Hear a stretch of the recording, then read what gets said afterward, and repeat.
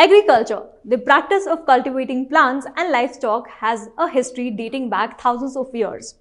From the inception of hunter-gatherer societies to the massive changes in manufacturing introduced by the Industrial Revolution, agriculture has continued to be a critical part of human survival.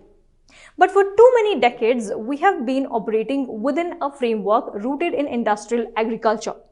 Today, agriculture accounts for up to 30% of the world's greenhouse gas emissions, according to the World Bank. The agriculture infrastructure churns out emissions through transportation, the planting, harvesting, and process of crops, and the production of livestock.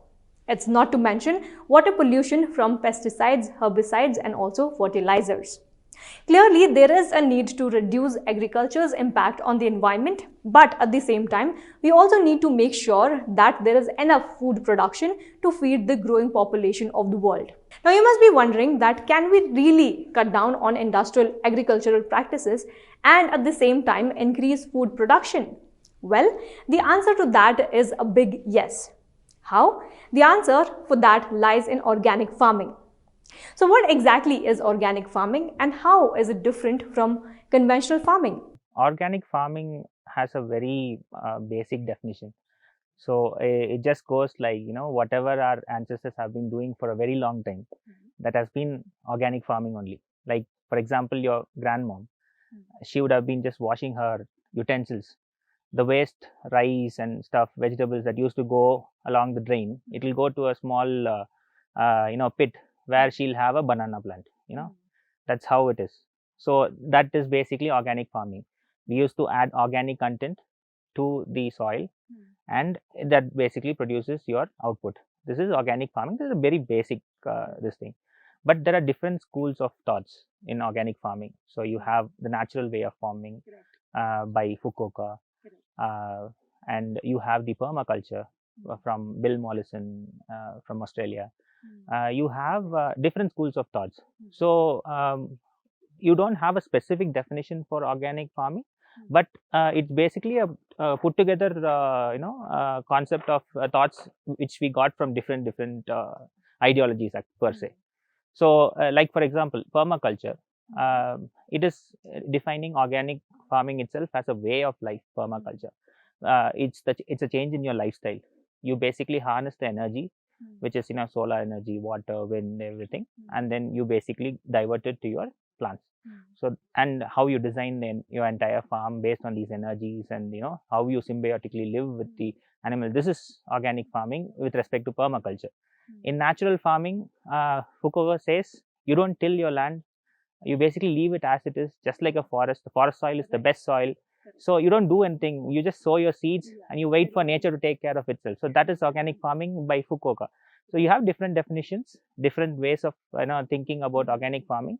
So what I did in my organic farming was basically get in the best concepts from all these different schools of thoughts and try to implement it in my farm. So that's how I have gone about it. So why do we need organic farming? Well, let me give you some of the reasons. Well, the very first reason is organic food industry is growing rapidly. Current market trends, according to the National Marketing Institute, reveals that originally produced products are becoming widely accepted throughout the world.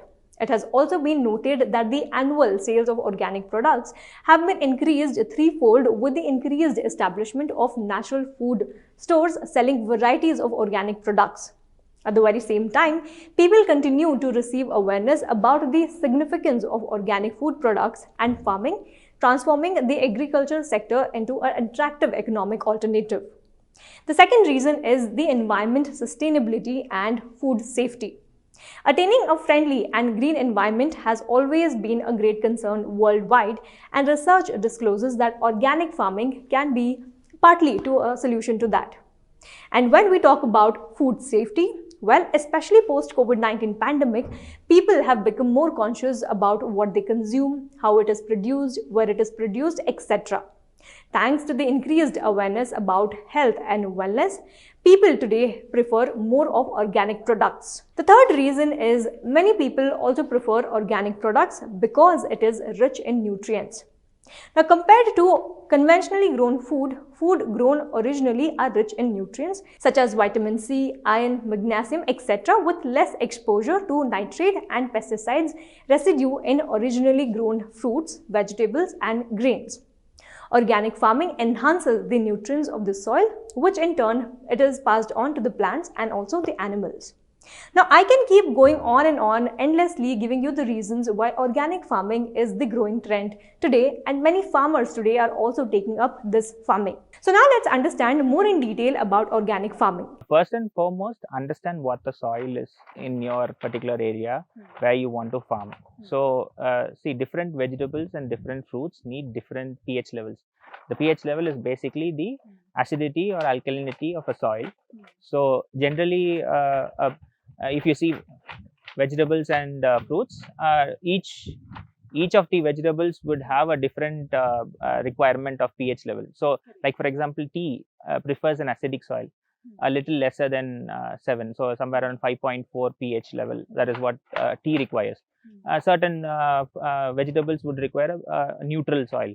So we have to first of all check the alkalinity or the acidity of the soil, which is the pH level of the soil, and then you need to see if the soils, the top soil, which is about around 6 inches to around feet, is called the top soil, and you need to check if that is good in organic content or the carbon content.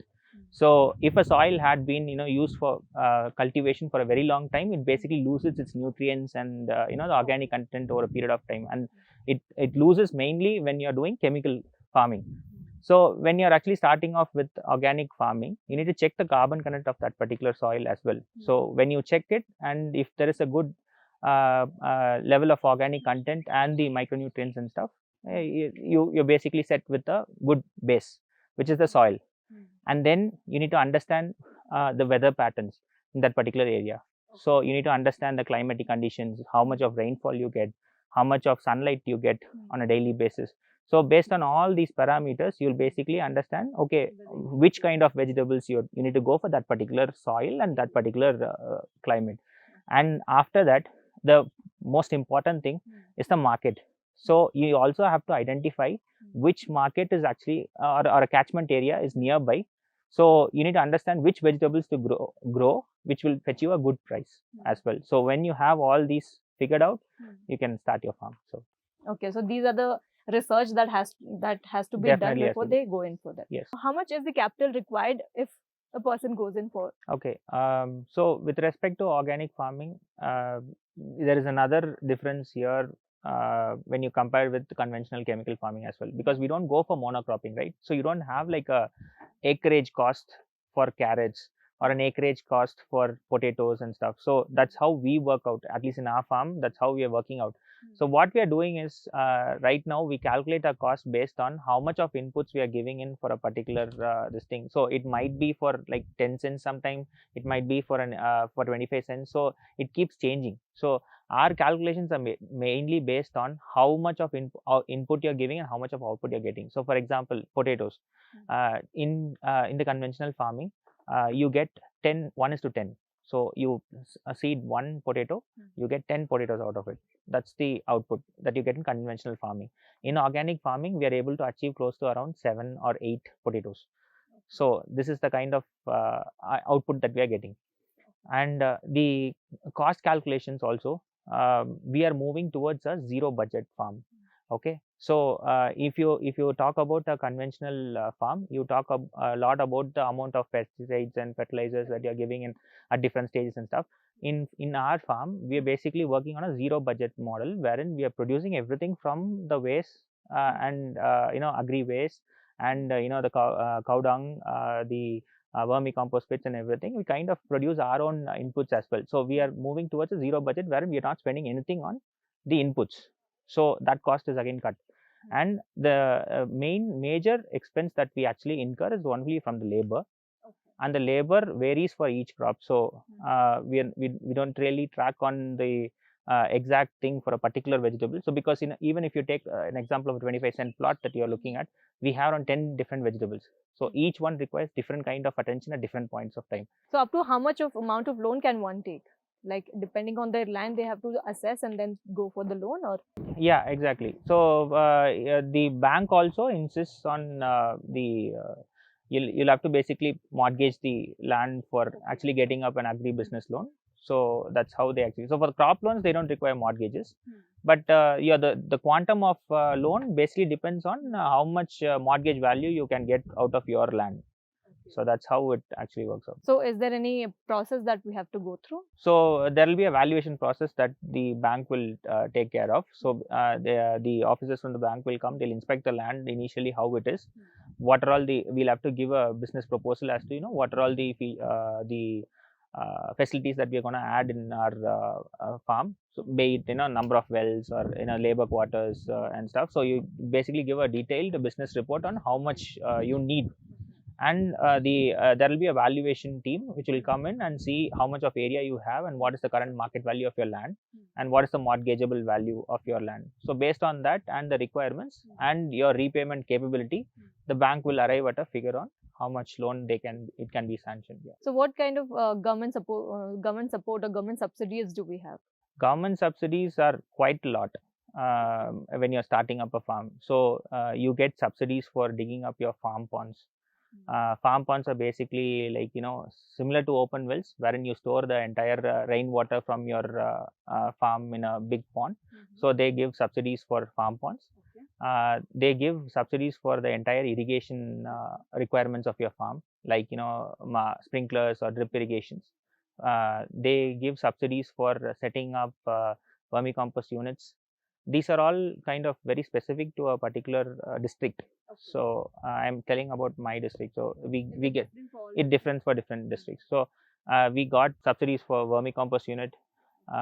We even got subsidies for setting up a pack house, which is basically where we kind of pack all the agricultural produce before it's sent to shops or this thing. So we get a subsidy close to around 4 lakhs for a pack house. We get subsidies for setting up poly houses. For setting up nurseries, we get around 3.5 lakhs.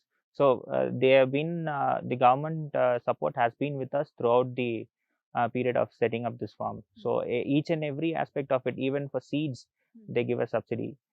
Carrot seeds, we get subsidies once in a while. We get free saplings when we are planting fruit trees. So each and every aspect that we are doing, we've been getting subsidies in one way or other. How much is the expense that you incur, and in general, how much a person can incur? For our 19-acre farm, the maximum expense that we are incurring is coming from the labor. So we have about 20 laborers who work here in our farm, and they stay here as well, and that is the major cost. And we have like 2 supervisors who basically take care of different areas in our farm and stuff. So our expense comes out to around 1.5 lakhs per month, mainly on labor. The bio inputs part of it mostly is done in-house. So we don't incur any kind of costs based on bio inputs that we are giving to our plants on a regular basis. So that is all done using our own workforce itself. And the other cost that we'll incur is basically for the seeds. So that also depends on, say, if there is potatoes.